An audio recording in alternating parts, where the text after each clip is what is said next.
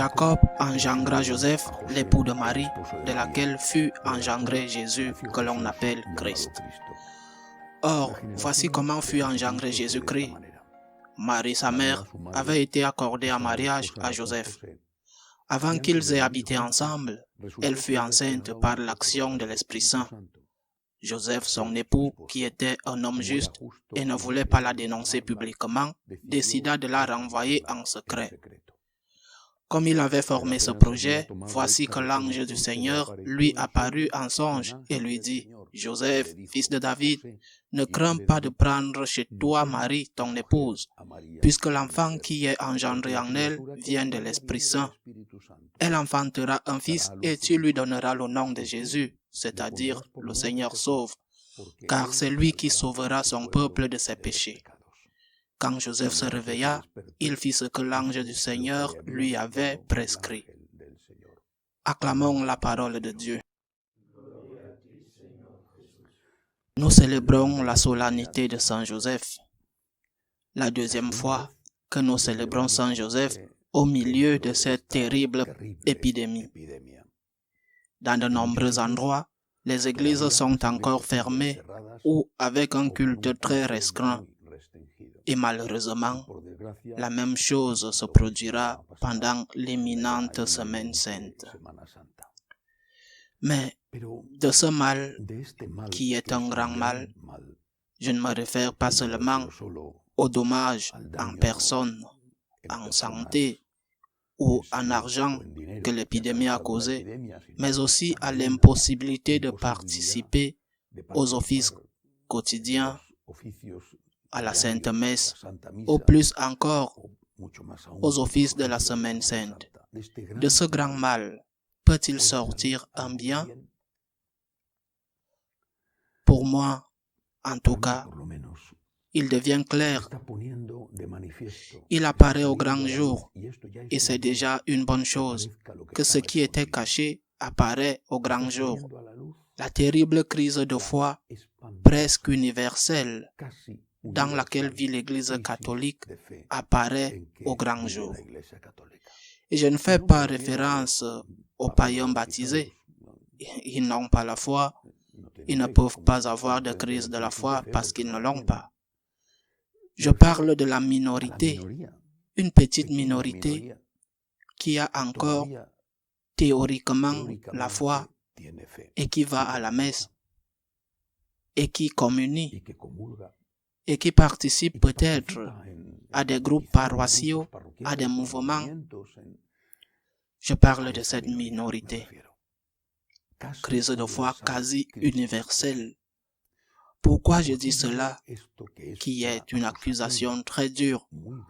Pourquoi je le dis? Lorsque le pape François a convoqué l'année de Saint Joseph, qui a débuté le 8 décembre dernier et se terminera le 8 décembre prochain, solennité de l'Immaculée Conception, le pape a accordé une grâce unique dans l'histoire de l'Église, unique. Une année dédiée aux saints protecteurs de Jésus et de Marie, mais aussi une année dédiée aux âmes du purgatoire. Le pape a accordé la possibilité d'obtenir une indulgence plénière qui bénéficie chaque jour à une âme du purgatoire, en commençant bien sûr par nos chers défunts, amis, familiers, qui sont morts au cours de cette année de pandémie, mais pas seulement eux. Chaque jour, nous pouvons obtenir une indulgence plénière, bien sûr, pour nous aussi. Et le pape a accordé ce très grand privilège en le liant aux exigences normales de toute indulgence plénière, la messe, la confession, le credo, la prière, une prière pour le Saint-Père, c'est normal, et en ajoutant seulement une prière à Saint Joseph. C'est tout.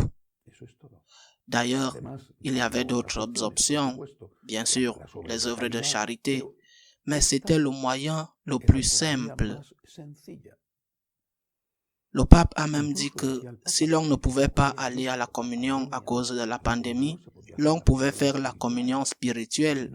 Et si l'on ne pouvait pas aller à la confession, l'on devait faire un acte de contrition parfait.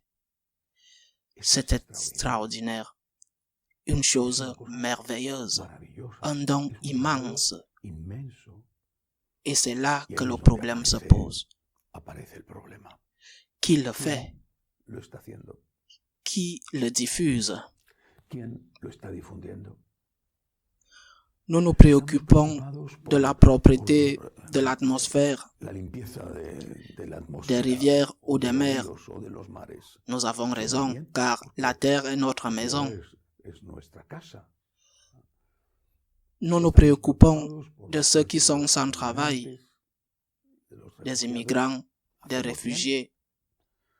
Nous faisons bien. Nous faisons bien.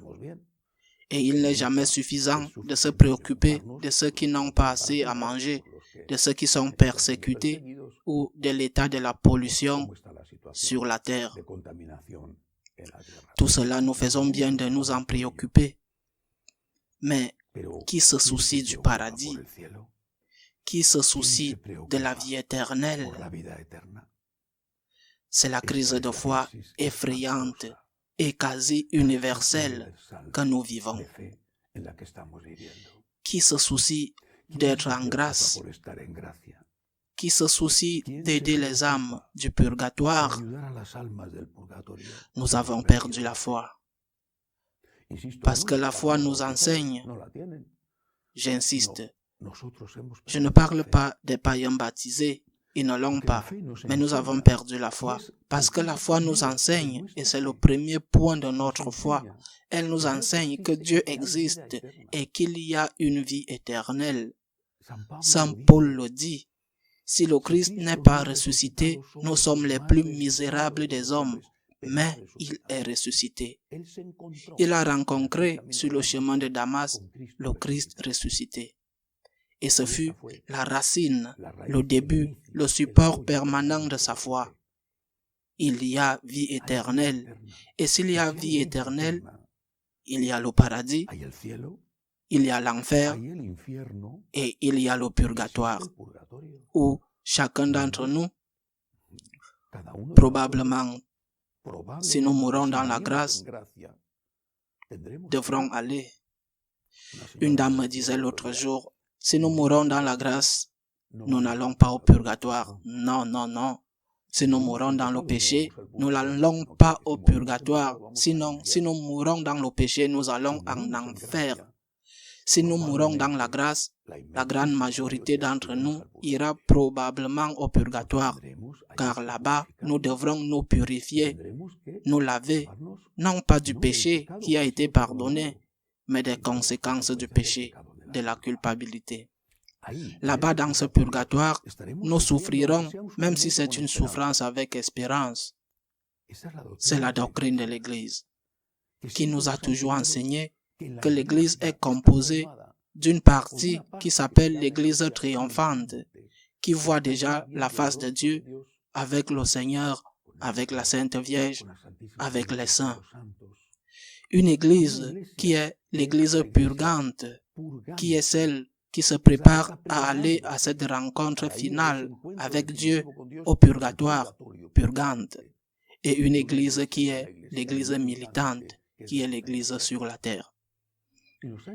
Et elle nous a enseigné qu'il existe une communion des saints par laquelle nous pouvons aider, non pas ceux qui sont en enfer. L'enseignement de Jésus à ce sujet est très clair. Par exemple, lorsqu'il raconte la parabole du riche Époulon et du pauvre mendiant Lazare. Mais nous pouvons aider cette Église purgante, mais qui a la foi.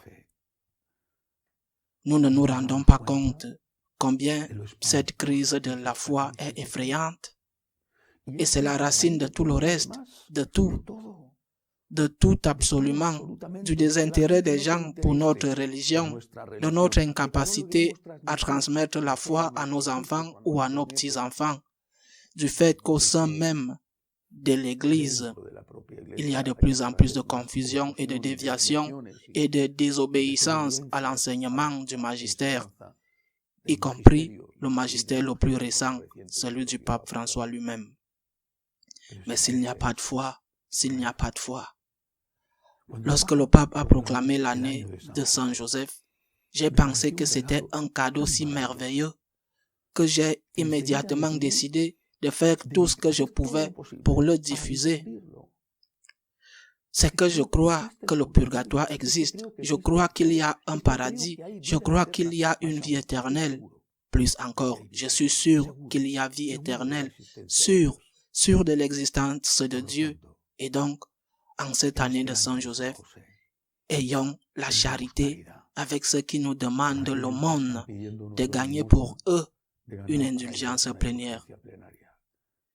Si quelqu'un pense qu'il s'agit d'une vieille histoire, d'une histoire ancienne, d'une légende, d'un mythe ou d'un mensonge pour adoucir le passage amer de la mort, eh bien, il a le droit de le penser.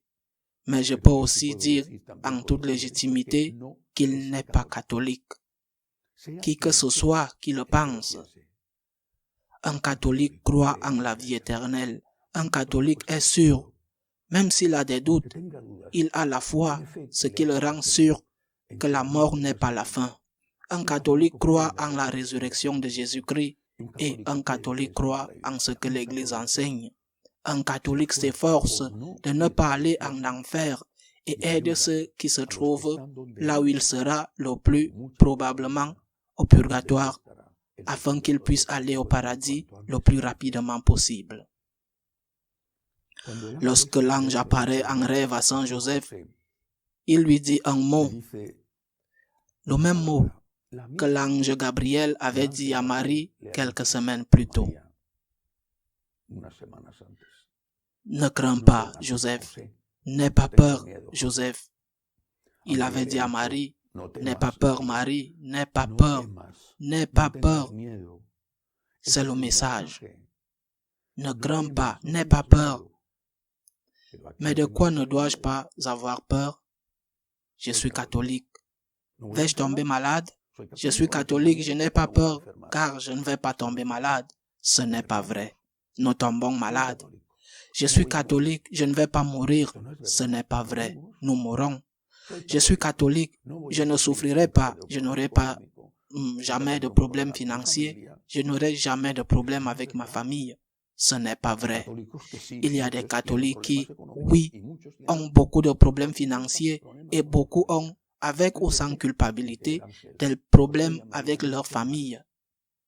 De quoi donc l'ange dit-il à Joseph et Marie? N'aie pas peur. N'aie pas peur. Dieu existe. C'est la cause de notre absence de peur. N'aie pas peur. Dieu existe. Il y a vie éternelle. Il y a vie éternelle. C'est la chose la plus importante. Je ne dis pas la seule chose, car nous devons vivre sur terre, mais la chose la plus importante que nous devons ressentir, croire, chérir dans notre cœur. N'aie pas peur, il y a vie éternelle. Ne crains pas, Dieu existe. Ne crains pas, il y a de l'espérance. Si nous croyons en cela, et si nous n'y croyons pas, pourquoi continuons-nous à nous appeler catholiques? S'il vous plaît. Tu as cessé d'avoir la foi. Je suis désolé pour toi. Je suis désolé pour toi. Essaye de la récupérer. Mais si nous croyons en cela, même avec des doutes, si nous croyons en cela, faisons de notre mieux pour imiter Saint Joseph qui prend soin de la Vierge et de l'enfant, qui prend soin de l'Église. Et faisons de notre mieux en gagnant l'indulgence plénière chaque jour si possible pour aider les âmes du purgatoire à rencontrer Dieu comme nous aimerions un jour être aidés. Qu'il en soit ainsi.